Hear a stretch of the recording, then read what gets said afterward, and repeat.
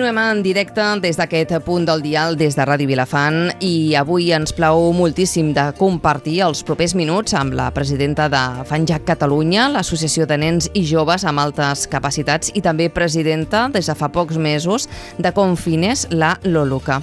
Bon dia, Loluca. Bon dia. Ho he dit bé perquè déu-n'hi-do, no? Quina càrrega de presidències. Sí, molta càrrega. No en tenies prou amb la d'altes capacitats, amb la FANJAC, que ara, a més, Confines, no?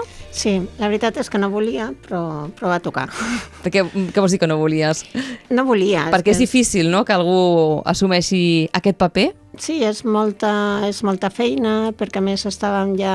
FANJAC pertany a aquesta confederació, que són de 20 associacions de tot l'Estat, i clar, hi va haver un buit de presidència, jo vaig agafar la presidència en funcions i, bueno, allò que dius, bueno, el tràmit aquest fins a l'assemblea ja l'agafo jo, però després tinc molta feina i, bueno, al final va acabar com va acabar i m'ha tocat. I quants anys portes al capdavant de l'associació de FANJAC? De FANJAC 2 anys. Abans ja hi era, la directiva ja portava en total 4 o 5 anys i ja de la presidència 2 anys. I com vas arribar a FANJAC, Loluca? A FANJAC doncs, vaig arribar per amistat a l'antiga presidenta, la Maria Dolors Rius, i jo la meva nena ho vaig passar molt malament des que tenia 4 anys, que va començar amb els problemes, diguem-ne, fins als 8.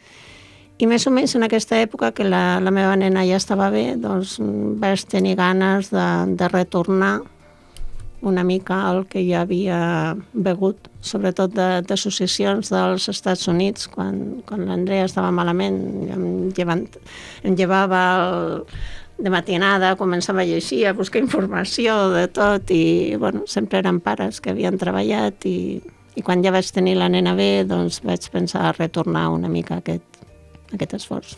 Amb això m'estàs dient que segurament tota la gent que hi ha implicada al darrere són pares o mares que tenen fills amb altes capacitats? Tots som pares, tots fem una feina voluntària, no tenim cap ingrés de cap tipus, ens costa temps i moltes vegades diners també. I frustracions també, no? I frustracions, i mals de caps i molt de temps, perquè clar, has d'atendre famílies que en molts casos estan molt desesperades, desorientades també, no? T'agafa temps, moltes vegades tampoc no entenen que tu ets un pare igual que ells, que tens feina, tens família. És una feina voluntària, però la veritat és que val la pena, perquè quan vas veient que les coses canvien, quan ves una família que t'arriba desesperada i que al cap del temps comença a estar ja més encaminada, amb les coses més solucionades, i sobretot els nens, els que ho hem passat malament i hem tingut el nen patint. Quan veus una família que t'arriba un nen patint, ja no penses res més. Clar, perquè nosaltres, o el que se sol interpretar és que un nen d'altes capacitats no pateix ni ell ni les famílies, que si més no és el contrari, no? Perquè associes nen d'altes capacitats amb superdotat, per tant no hi ha problemes en aquí. Sí. Quan precisament és tot el contrari, no? O precisament. Sí. És tot el contrari, és un dels estereotips, que el nen d'altes capacitats no necessita atenció, no necessita recolzament, que tot li anirà molt bé, que és sinònim d'èxit, i no és així. De fet, perquè ja tenim un índex de fracàs escolar força alt, no està ben estudiat, però se sap que és un índex alt de fracàs escolar, i a més això, de fet, potser és el menys important. El que és important és el patiment que porta associat el fracàs escolar. Un nen amb un potencial tan alt que estigui en fracàs escolar és que és un nen que no està funcionant bé, que no està sent ell mateix, que no està ben atès. No? I tot això comporta un patiment emocional que és important. I a més hem d'afegir les característiques d'hipersensibilitat, aquesta intensitat que els fan molt difícil l'encaix en el dia a dia. Potser ja costa també que les famílies entenguem els nostres fills amb altes capacitats, no? Perquè després ens trobem amb molts problemes. I això suposo que com a presidenta també t'hi has trobat amb molts entrebancs.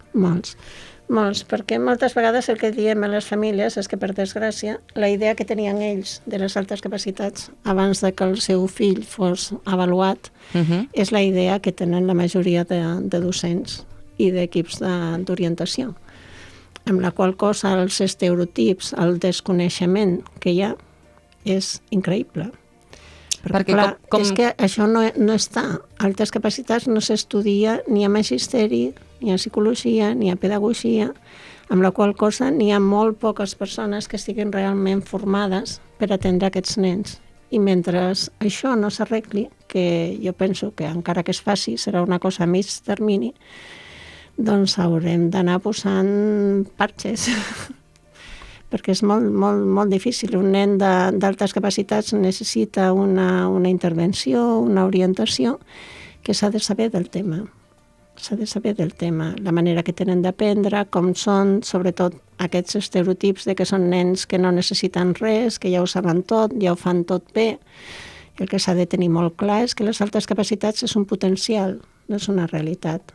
S'ha de desenvolupar, s'ha de cuidar, i s'ha de portar a terme, perquè és que a més el que és també molt important és que, sobretot en el perfil de superdotació, hi ha un índex de creativitat molt alt, i això també els fa molt difícil el que és l'encaix a l'escola, amb aquest sistema repetitiu.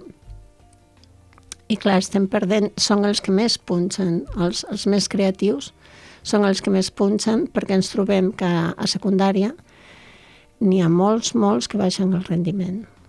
Precisament per això, no? I és quan més s'identifiquen a secundària o ja comencen a identificar-se força també, afortunadament, a primària? No, de fet és el contrari. Una de les coses que ens preocupa és que la major part de la poca detecció i intervenció que hi ha està centrada a primària.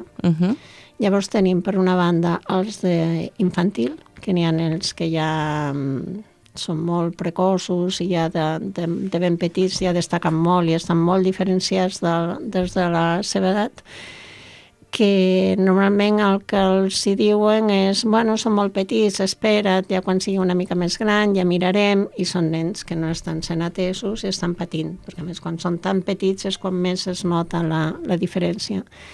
I per altra banda tenim els de secundària, que aquí ja és com que ja s'acaba tot. Ja a primària encara aconsegueixes una mica d'intervenció, de detecció, però quan arriben a secundària ja era un tema que estava molt, molt abandonat. Per això a la FANJAC hem impulsat un projecte que hem implicat diferents entitats. Per una banda, nosaltres formem part del grup de treball d'altes capacitats del Col·legi de Psicòlegs i de Pedagogs. Nosaltres hi formem part com a associació, com és lògic.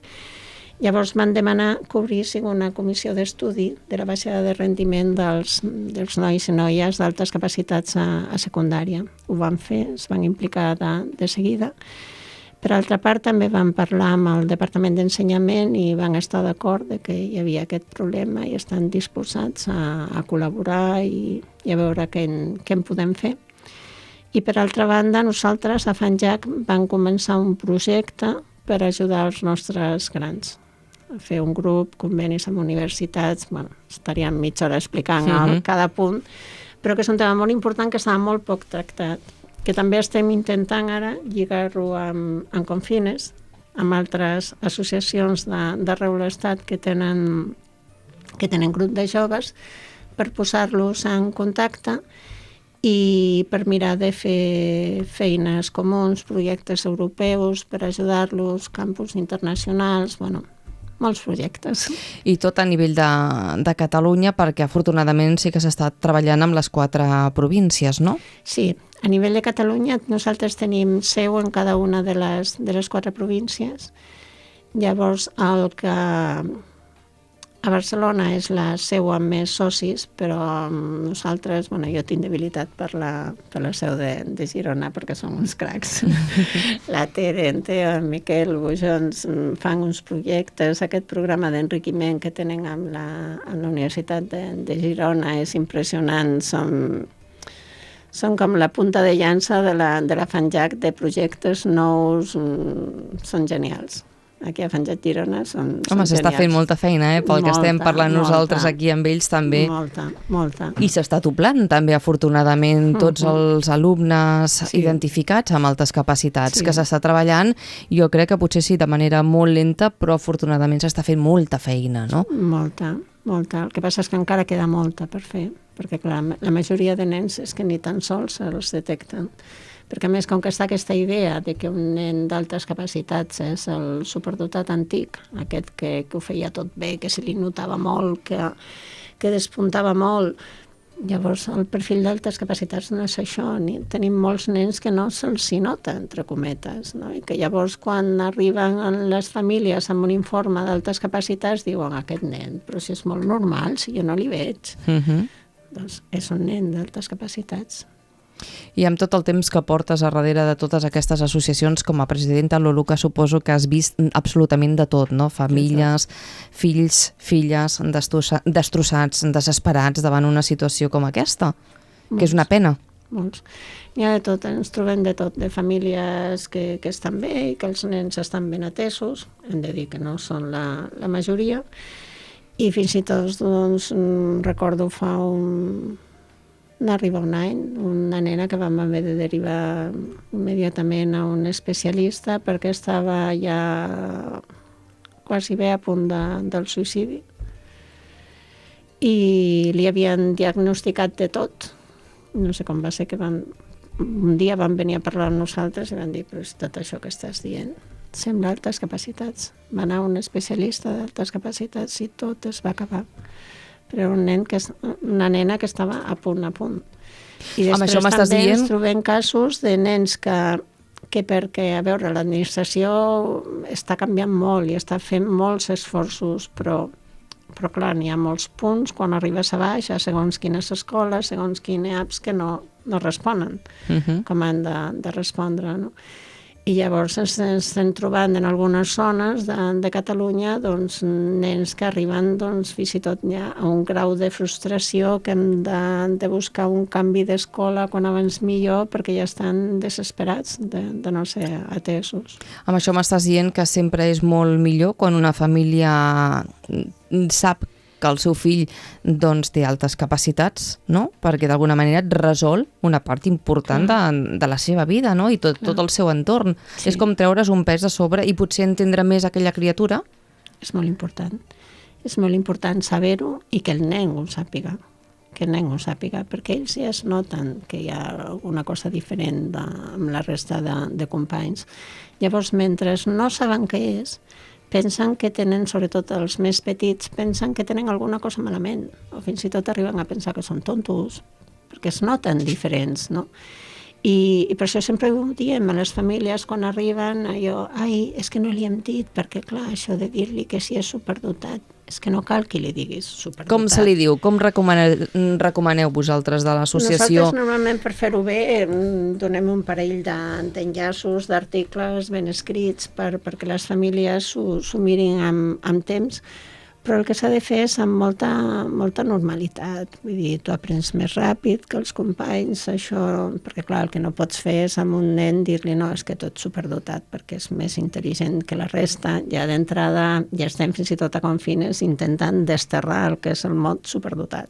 Aquesta etiqueta, no? Superdotat, els punts detalls de CI, tot això és molt antic. Tota la doctrina moderna ja això s'atén la necessitat. Són nens que ja veus que tenen un potencial més gran, necessiten més, s'atén això i ja està. Hem de dir, bueno, tu com que no arribes a 130 no pots ser atès. Si és un nen que té la necessitat, se li atén i ja està, no? I són altes capacitats. I els nens, doncs, és molt important, perquè a més ho hem comprovat moltes vegades. Em va passar a mi amb la meva filla i moltes famílies a les que diem explica-li, et venen explicant el mateix, no? És que ha estat que el nen de cop ha fet com una cara de uah, com que de cop li encaixa tot, de cop entén el que està passant. Si encaixa els pares, lògicament ha d'encaixar també els fills, no? Clar. I ells els primers. Clar. És com si els hi donessis la resposta. És clar. Que entenen moltes coses, ho entenen tot plegat, no? És així. I a partir d'aquí és aprendre a gestionar. Jo sempre dic que els nens han d'aprendre a tenir un equilibri entre adaptar-se al medi, perquè clar, estan en un percentil molt petit i quan abans s'acostumen a viure estan en aquest percentil més petit millor. I clar, han d'aconseguir un equilibri entre adaptar-se sense deixar de ser ells mateixos. Llavors això per nens de 5, 6, 7 anys és molt difícil i és molt important el recolzament de la família, no? Que ha d'estar aquí en el dia a dia fins que el nen va madurant i mica a mica tu veus que cada vegada ho porta millor i arriba un moment que ja ho porten amb una naturalitat. Clar, perquè a més suposo que forma part de la seva maduresa, com tots, no? És clar. És evident i és lògic. Sí. Però clar, no és fàcil tampoc. Estem preparats, no?, per tot plegat.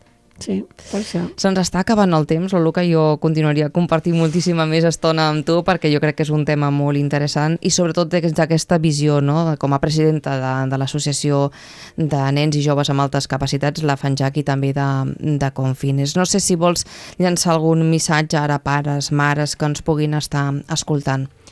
Doncs sí. Hi ha un missatge molt important, és que al voltant de tot aquest món de les altes capacitats hi ha persones amb un afany de lucre. Llavors els aconsellaria que anessin amb molt de compte quan fan una avaluació del seu fill i sobretot a Catalunya es poden dirigir a nosaltres, a la FANJAC, o si volen encara més garantia, al grup de treball del Col·legi de Psicòlegs, quan vulguin fer alguna avaluació per demanar de professionals privats que siguin fiables.